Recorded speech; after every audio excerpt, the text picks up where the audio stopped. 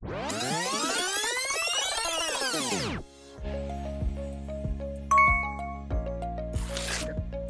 selamat sore. Hari ini para pemirsa tanggal 2 Juli ya. 2 Juli 2002 hari Rabu.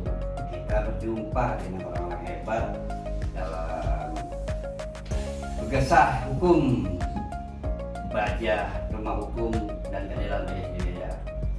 Kita akan perkenalkan dua tamu kita di sini, adanya anak muda yang sangat energi dengan gerakan dia kampus apa itu kampus merasakan Kapsa Totius kayak nama orang Indonesia Timur gitu. Nah, di depan saya ini yang tidak asing lagi adalah seorang grafolog, Mas Apip, dengan program dia terapi menulis. Sebelah kanan saya bukan asing. Saya lah yang kenalkan lagi. Ya, Masa Mas Teguh? Nanti sebelah kanan saya nggak asing lagi, silakan kenalkan diri. Oh gitu.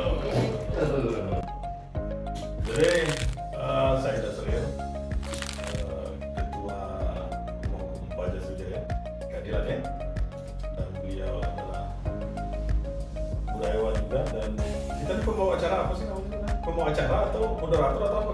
Hostnya. Yang punya rumah. Yang punya rumah atau rumahnya gitu nih. Jadi bisa Anggas T. Wong. Oke.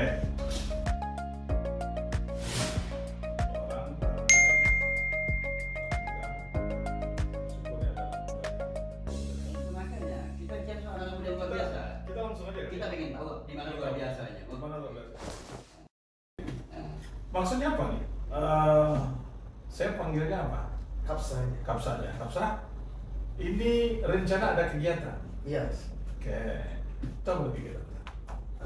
Jadi kegiatan ini karakter building. Jangan gerok, santai. Iya. Jadi karakter building. Kenapa kami membuat kegiatan ini?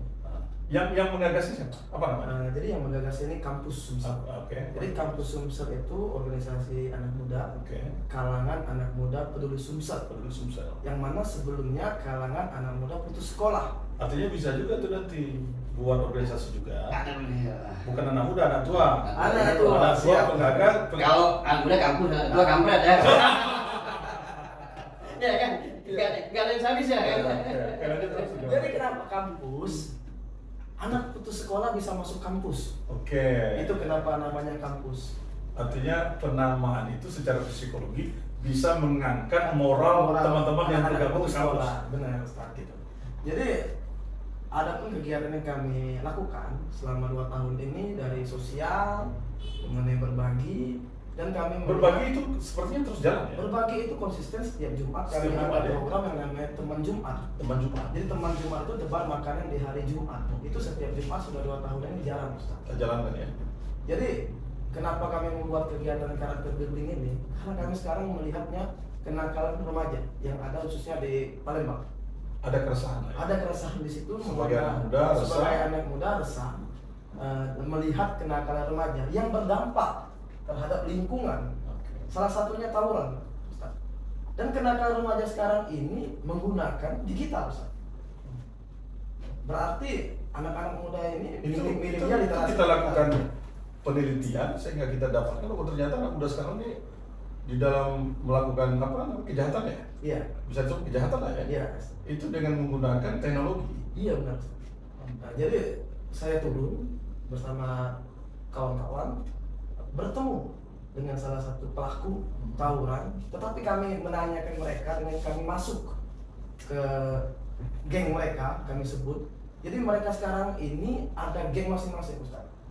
Bukan geng sekolahan ataupun geng kampung, bukan, tapi ada geng perwilayah.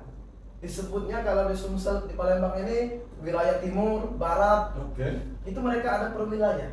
Tiap per geng ini memiliki media sosial masing-masing di Instagram. Jadi itu followernya itu bisa followernya banyak, Ustaz. Jadi mereka janjian tawuran itu melalui DM, melalui Instagram. Jadi disebutnya tawuran itu main. Ayo kita main. Janjian mainnya di mana? Dan itu dengan pemilik akunnya Instagram masing-masing. Geng ini sama geng itu punya akun masing-masing. Pada saat mereka janjian mainnya di mana? Di radial. main di radial, mereka pada saat main melakukan live streaming Ustaz, di media akun mereka masing-masing. Pada saat live streaming itulah yang lain-lain geng ini melihat dan datang. Jadilah tawuran yang cukup ramai Ustaz.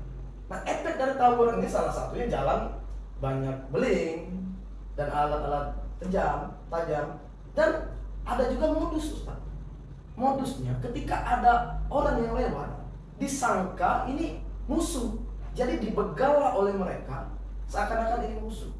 Nah, efek ini setelah kami turun, kami lihat sedikit sebenarnya anak-anak muda yang di sekolah. Banyak juga anak-anak muda yang putus sekolah. Yang tergabung di Yang dalam tergabung dalam geng-geng dan di Instagram tadi. Ya. Makanya kami ingin mereka ini dialihkan. Apa maunya mereka kalau selain tawuran ini apa? Coba sebentar. Ini kebetulan Mas Teguh ini walaupun dia host dan pengisi tetap di Begesa Hukum ini, kita harus tahu juga nih, ini ada apa nih Mas? Sebagai orang budaya kan? Karakter anak muda dari zaman itu sama, hanya beda casing. Zaman kita kenakalan duel, tetap sama tawuran. Cuma perkembangan teknologi berkembang juga bicara tawuran. Artinya caranya lebih canggih lagi. Berkembang teknologi. Mengumpulkan orang tidak kayak dulu ya? Tidak dulu kalau kita, ayo duel satu kan, tawuran, fair tawuran, saja tawuran. Ada juga tawurannya kan? Ada tawurannya. Kita kalau zaman kita 90-an ya terus sama kau, ya main duel bener, satu lingkaran, sama-sama bonyok, tapi setelah itu tidak berkembang, ketawa sudah selesai, puaskan emosinya. Pergeseran zaman itu jadi unik. Pasca 2000, mulai dengan geng yang motor, tawuran dengan teknologi. Tetapi ada satu hal, sebagai grafologi ya, artinya grafolog. Artinya ini kan ada pergeseran yang jauh. Artinya zaman kami dulu tahun 80-90-an. Ya kalau orang tahu kenakalan antar remaja saja. Tapi sini ada modus yang dikatakan oleh Kapsa tadi. Itu malah dijadikan tempat melakukan perbuatan pidana tuh. Tindakan pidana melawan hukum. Dengan ada orang lewat dianggap itu adalah bagian dari situ musuh dan dibegal hartanya diambil dan dicacatin juga kayak dilukai lah ya. Itu gimana itu kalau jadi kita melihat dari sisi ini ada sesuatu hal nih, masalah, dan masalah ini kan berhubungan dengan karakter. Nah, cara pembentukan karakter itu banyak, bisa dengan pembinaan kedisiplinan, tetapi saya mengambil angle dari terapi menulis. Nah, sebenarnya pula kalau kita mau bahas dari terapi menulis, apapun yang terjadi pada diri seseorang itu merupakan akumulasi kejadian-kejadian yang terjadi pada dirinya dari kecil hingga saat ini. Kejadian akumulasi itu membentuk karakter, dan karakter ini tertanam di alam bawah sadar. Nah, alam bawah sadar ini akan membuat program pada diri seseorang, entah itu nanti cara dia bicara, cara dia berpikir, dan lain sebagainya. Nah, saya mengambil angle cara menulis. Dalam dunia grafologi itu ada hukum universal. Karakter berubah, tulisan berubah, karakter berubah. Sehingga kita dengan membenahi bentuk tulisan, maka akan terjadi pembentukan karakter lebih baik. Artinya dari sisi grafologi, apakah hanya cukup dengan perubahan tulisan? Ada tidak metode-metode lain? Karena ini sifatnya karakter, ada pembinaan dari sisi kedisiplinan, pembinaan dari sisi mental, spiritual. Oke, jadi kita bahas dulu konsep terapi. Terapi itu menurut KBBI adalah upaya pemulihan seseorang dari sakit. Menulis itu adalah membuat huruf dan angka dengan pensil atau pena. Sehingga terapi menulis adalah upaya pemulihan seseorang dari sakit dengan mengubah bentuk huruf dan angka. Kemudian memperoleh sehat apa? Sehat hati, pikiran, fisik, dan keuangan. Nah, balik lagi ke pertanyaan Ustaz. Dalam ilmu grafologi berlaku hukum universal, karakter berubah, tulisan berubah, karakter berubah. Boleh pilih salah satu atau dua-duanya dilakukan. Kalau dua-dua dilakukan, percepatan terjadi. Contoh, pembentukan karakter disiplin. Contoh yang di KDM. Di KDM itu kan pembentukan karakter disiplin lewat barat. Tetapi ternyata setelah kita menelisik lebih dalam, di dalamnya itu juga ada seorang grafolog. Oke, artinya itu bagian secara general, ya kan?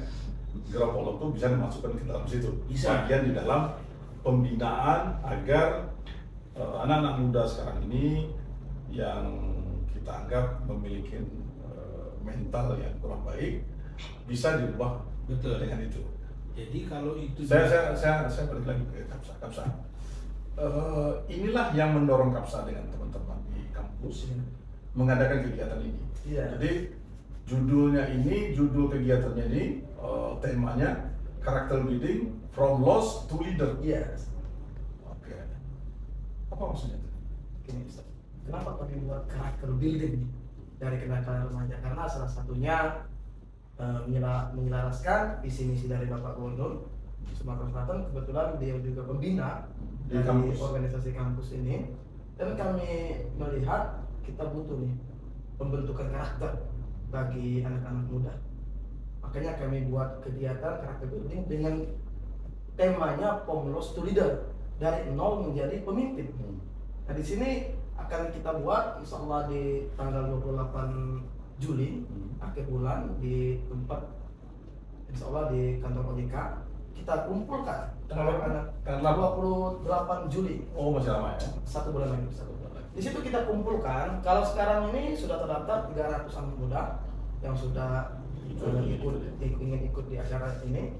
Di sini kami akan menampilkan atau kami akan memberi mereka pemahaman dengan narasumber yang hebat, narasumber yang memang membidangi pemahaman tentang karakter, pembentukan karakter. Maka Bapak Gubernur sangat mensupport kegiatan kami tersebut. Itu salah satu. Apakah di perbincangan Kapsa sebagai ketua kampus dengan Pak Gubernur kita, dia punya perhatian cukup serius terhadap pembentukan karakter anak muda ini, dan itu tergambarkan, dia cerita nggak tergambarkan di mana itu? Nah, makanya beliau sekarang ini pemerintah Provinsi Sumatera Selatan membuat yang namanya retreat pemuda, Ustaz. Oh, Jadi retreat pemuda itu digandus, Ustaz, di lapangan Pramuka. Di situ para pemuda akan dikumpulkan di retreat. ya pemuda itu yang seperti apa? Yang bermasalah Apakah hampir sama dengan KDM itu? hampir sama, Ustaz. Tapi di sini Konsepnya dia konsepnya lebih- hampir sama. Tapi tidak dikumpulkan di barak ya? Tidak, Ustaz. Tapi di sini bukan hanya militer yang mendidik, tapi ada dari sipil, semua stakeholder dilibatkan untuk membentuk karakter dari retreat tersebut. Tapi ada gelombang kedua juga untuk anak di sekolah, tapi ini ada gelombang pertama. Itu sudah mulai jalan ya? Ini hari ini jalan, Ustaz. Oh, Itu salah satu perhatian khusus dari Bapak Gubernur terhadap anak muda. terhadap anak muda di Sumatera Selatan ya? Maksudnya? Iya. Sebenarnya karena saya dulu tuh seorang aktivis pramuka ya, orang retreat pulang itu sudah biasa dalam kepramukaan.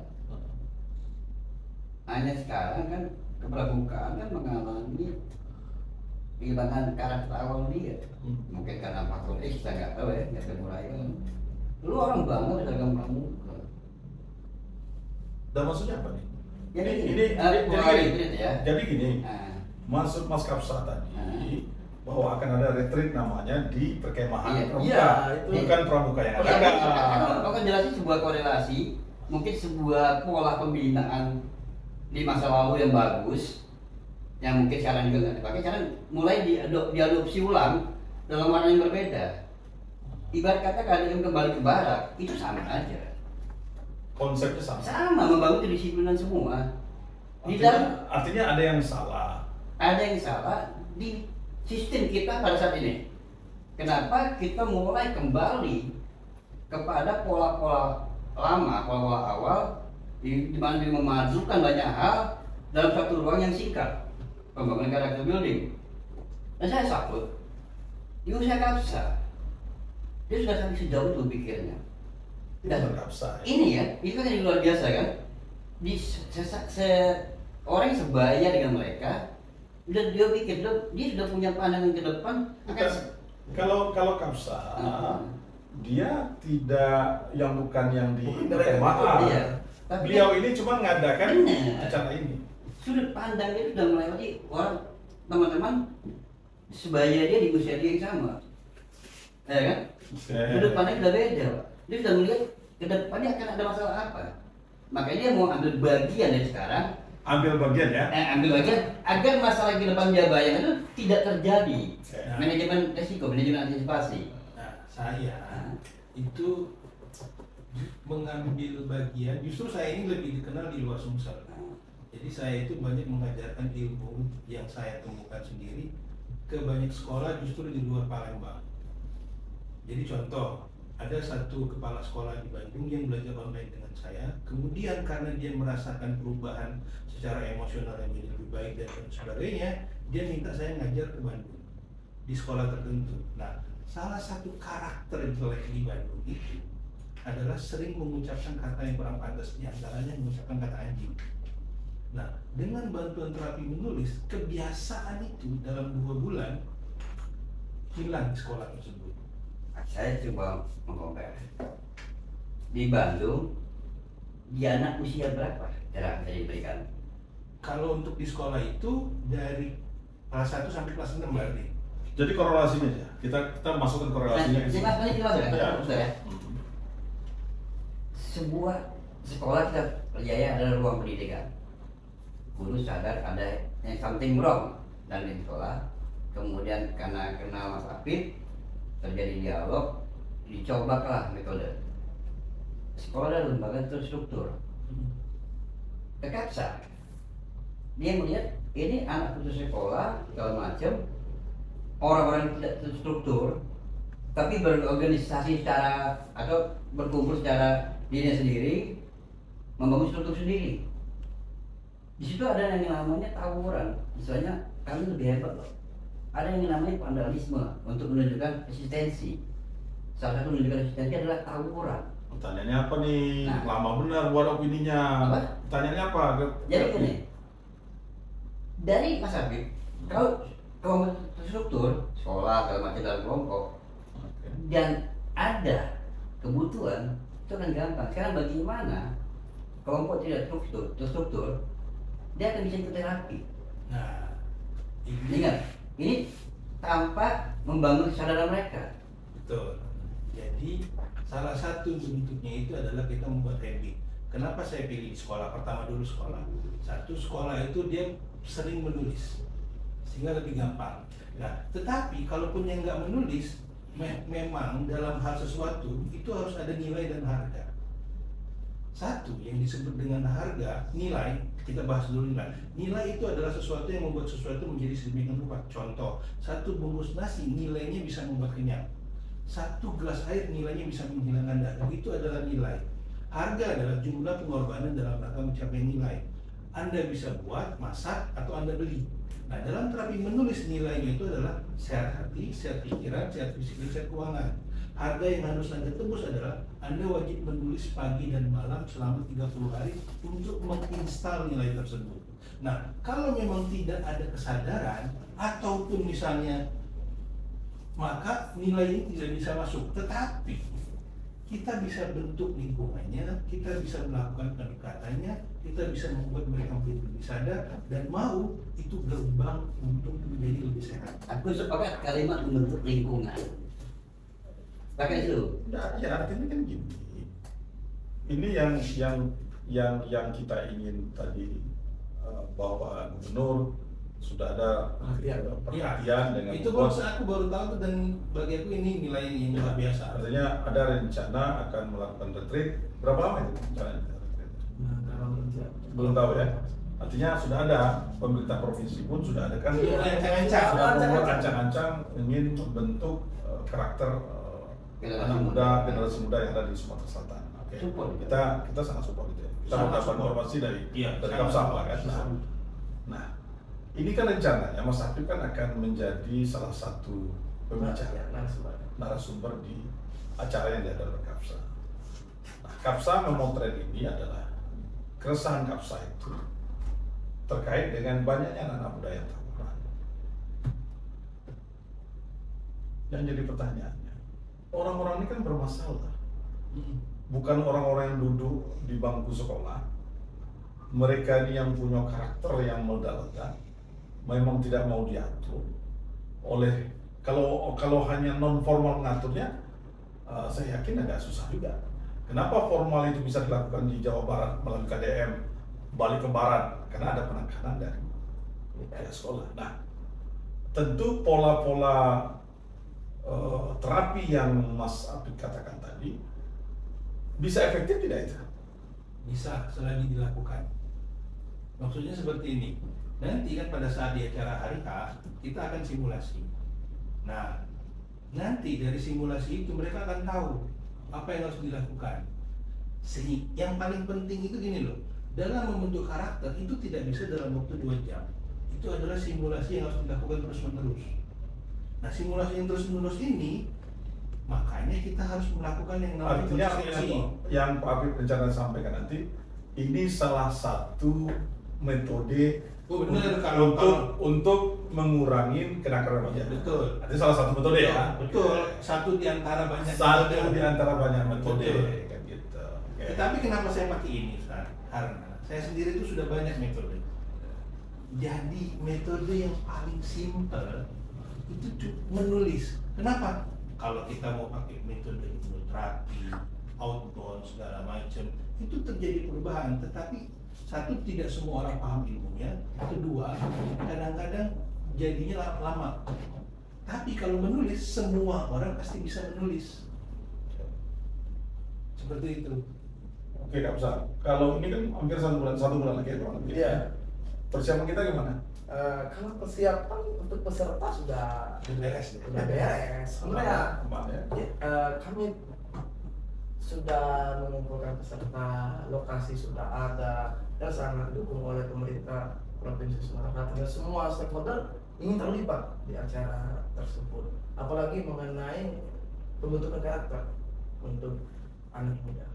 Ya, karena anak muda adalah yang akan Meneruskan estafet kepemimpinan. kepemimpinan. Ya guys, kan ada anak muda yang peduli akan sesama dia. Kalau kita yang lebih senior dan peduli itu kurang ajar. Kita peduli mungkin dengan cara kita tidak mungkin sedrastis mereka kan. Kita bisa menjadi ruang bertanya, ruang konsultasi, itu keren. Tapi balik lagi ya, saya sepakat dibentuk dulu ekosistemnya. Ya, tapi kan membentuk ekosistem perlu sumber daya yang besar, Ya, nah. perlu koordinasi, perlu banyak pihak. Artinya gini, tidak simsalabim Enggak, berarti terbentuk ekosistem. Pembinaan Iya, tadi iya. seperti itu. Betul. Jadi contoh gini, murid saya yang paling muda itu yang langsung belajar dengan saya SD. Oke. Orang tua yang punya anak itu dari kecil juga sudah mulai diajarkan. Walaupun mereka belum bisa tulis, mereka mengucapkan kalimat-kalimat tertentu. Kalimatnya adalah every day and everywhere I'm getting better and better. Setiap hari dalam segala saya terus membaik. Sekarang saya senang gembira bahagia dan selalu bersolusi. Dan murid saya yang paling tua itu umur 70-an. Mereka begitu melakukan terapi menulis secara konsisten sama dengan apa namanya, kita mensugesti sebenarnya. Sebenarnya ada masuk di bagian itu. Jadi dalam terapi menulis itu namanya ilmu hipnoterapi. Jadi autosugesti juga masuk di situ. Kenapa? Karena sesuatu yang dilakukan repeat berulang itu akan masuk. Kebaikan yang dilakukan berulang itu akan Bukan saja kebaikan, kesalahan yang dilakukan berulang itu juga akan masuk. Akan masuk ya. Nah, oleh karena itu kenapa kalimatnya dipilih? Pernah dengar istilah journaling nggak, Ustaz?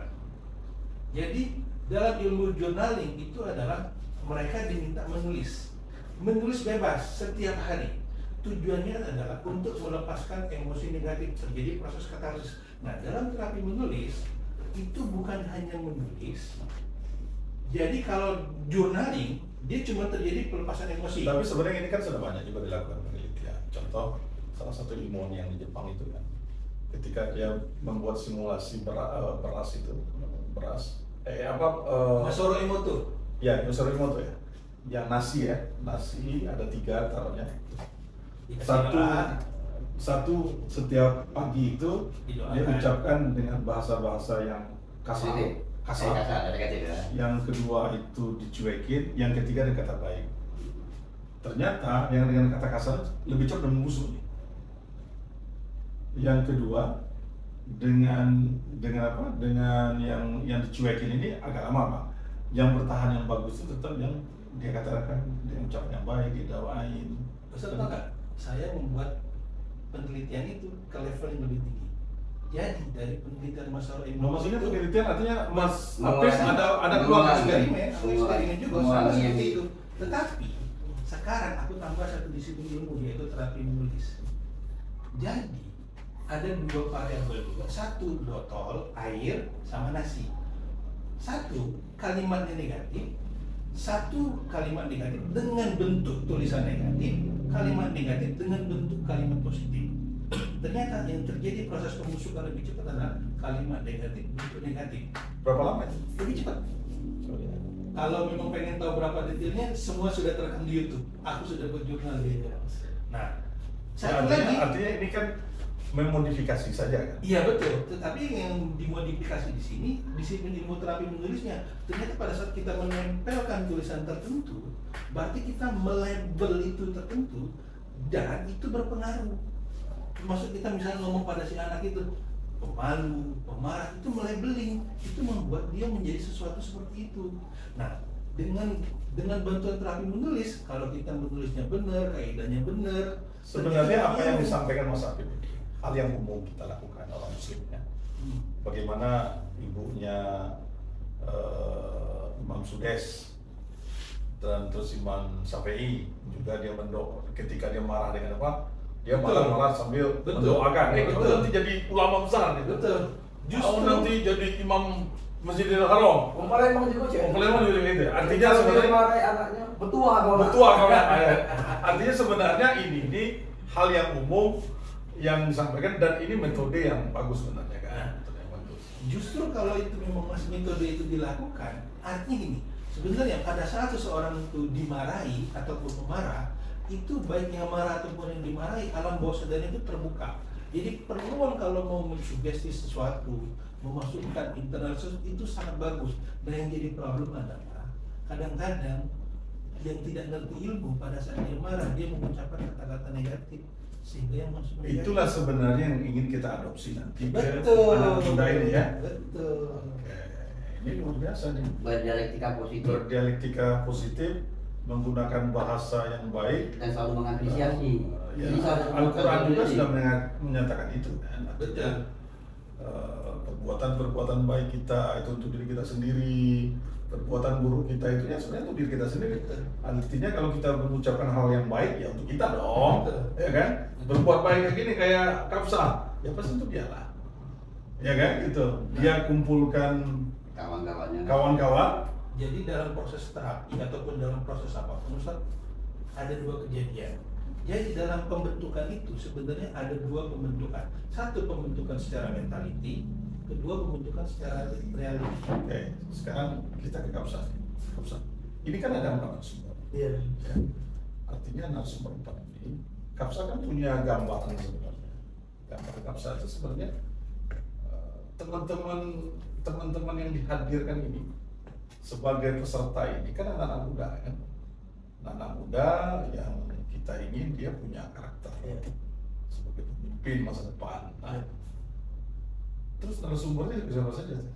Kalau narasumber. Nggak usah namanya, apa aja, bidang-bidang apa aja rencana. Pertama mengenai kita kan tahu ini kenakalan remaja ini kan menggunakan digital, Ustaz. Oke, Berarti anak-anak ini butuh pemahaman literasi digital. literasi digital ya. Berarti satu terkait dari literasi. Ustaz. Mungkin kalau Kak Apip terkait pembentukan karakter dari segi menulis. Jadi itu nanti Kak Apip yang menjelaskan karena aku juga belajar lewat Kak Apip. Mungkin yang keduanya mengenai mental dan yang terakhir dari dinas pendidikan, mungkin dari segi pendidikan. Oke. Ada 4 itu nanti sebagai pemateri ya. Ya masih kira-kira Iya. apa yang mau ditanyakan kepada para Iya. Kita mau buat simulasi sedikit nggak? Yang aku ngomong tadi masalah penciptaan. Jadi nanti contohnya aja nanti. Itu nanti Nanti di khusus nanti nanti di- simpen Oh, dulu. khusus Simpen simpen dulu. juga. Oh, iya. Nanti ini. Jadi kita nanti khusus nanti bicara podcastnya grafologi. Iya. Nah, ini kan kita bicara ini. Nanti takut. Jadi Mas. ini kan, saya tertarik pemuda kuat bukan pemuda sesat. Ini loh, di sini loh di proposal ini. Tommy, Pemuda kuat bukan pemuda sesat. sesatnya. Oh. Idiomnya. Apa? Tagline. Apa Kak, tagline ini maksudnya? Jadi ya kita butuh pemuda sehat, bukan pemuda sesat. Ya sekarang ini kita lihat ya banyak kesesatan. Jadi kita butuh pemuda sehat. Salah satunya mereka ketika sudah di dalam ini, dalam pembentukan karakter, dia tahu yang mana sehat. Itu makanya dalam terapi menulis ada 4 sehat. Nah. Sehat hati, sehat pikiran, sehat fisik, dan sehat keuangan. Karena seperti kita tadi sudah bahas kan, merubah seseorang atau komunitas itu tidak bisa saat, tidak mungkin dalam 2 jam. Tapi menanamkan kesadaran akan sesuatu yang lebih baik, mungkin dalam 2 jam bisa dilakukan. Dan untuk itu kan kedepannya tidak bisa sebatas pertemuan kayak seminar yang hanya beberapa jam. Bagaimana langkah lanjutan pasca seminar? Ya langkah lanjutnya kalau dia masih nakal atau masih sesat, ya ada trik pemuda tadi. Berarti dari sini kan berujung ke retreat. Berujungnya ada tempat. Nanti setelah pun dari retreat kita lihat. Berarti ada kegiatan lanjutan. Iya. Nah, karena kan anggaplah yang acara ini adalah prolog awal membangun intelektualitas mereka. Iya, gitu. Acara lanjutannya adalah Iya. membangun pola disiplin, pola kerjasama segala macam. Dan kalau retreat itu kan salah satu Tim- kebijakan Nah. yang dilakukan oleh pemerintah provinsi. Iya. Kalau ini kan secara swadaya. Ini kan suasana di mana dia. Harapannya bisa ke sana kan, Artinya sinergi. salah satu usaha dari pemuda kita. Bagian dari situ untuk Bukan bagian, artinya ya usaha kan tidak bagian. ambil bagian Ambil bagian dalam kepedulian. dalam peduli terhadap pemuda kan gitu. Karena pemuda adalah penerus bangsa dan pemegang estafet kepemimpinan yang ada di. Benar sekali. Karena saya yakin audiensmu tuh nanti itu usia berapa sampai usia berapa ada? Dari 15 tahun sampai 18 tahun. 15 dan 18, berarti adanya 3 tahun, gak terlalu jauh kan. Iya. Kesamaan emosional sih ada Iya. banyak. Kalau audiensmu 15 sampai 30 itu range emosionalnya udah beda. Nah, syukurlah ada range emosional. Oke, sudah acara kita sudah bincang-bincang ya, sudah sampai pada waktunya juga nih, karena tadi tim Bapak sudah Kita kasih kode ya. sudah kasih kode. Kita minta closing statementnya satu-satu, mulai dari Kapsa. Kalau Kapsa selaku ketua dari organisasi, ini acara tanggal 28 nanti. Kita kan tahu sumber nih kenakalan remaja dari segi digital.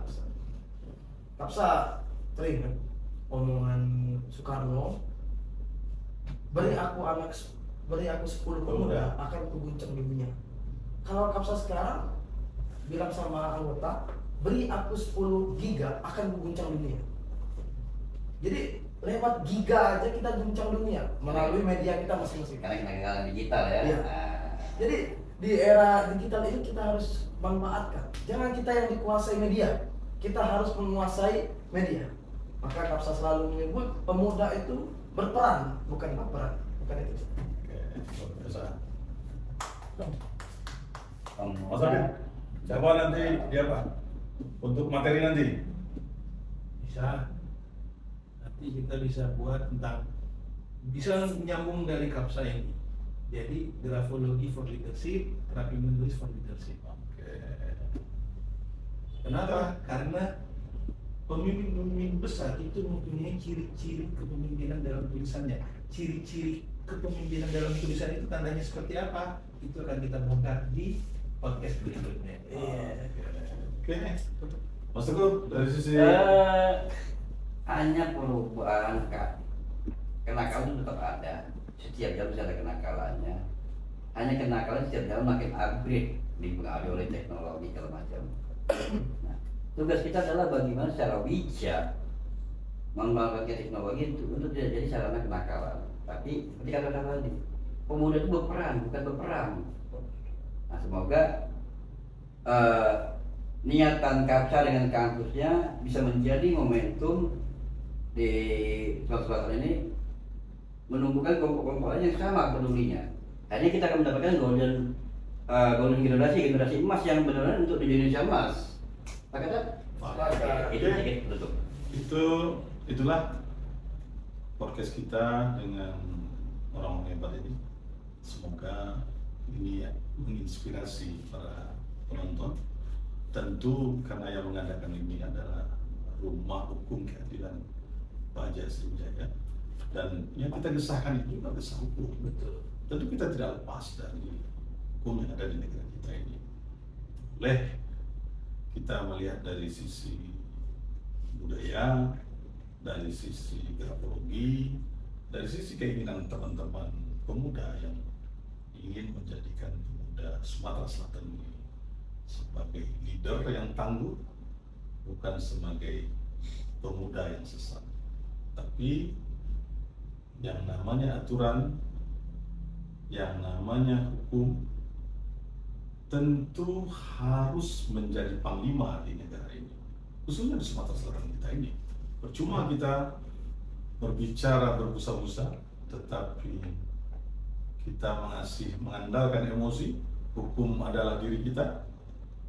Kita tidak menyadari dampaknya. Apa yang kita lakukan itu merugikan pihak lain, tidak merugikan masyarakat, sehingga kita terbiasa mengatakan ini adalah aku, bukan kita mengikuti aturan sudah ada. Saya berharap ke depannya kita memiliki kesadaran. Saya Ida Sril, wabillahi taufiq wal hidayah. Wassalamualaikum warahmatullahi wabarakatuh.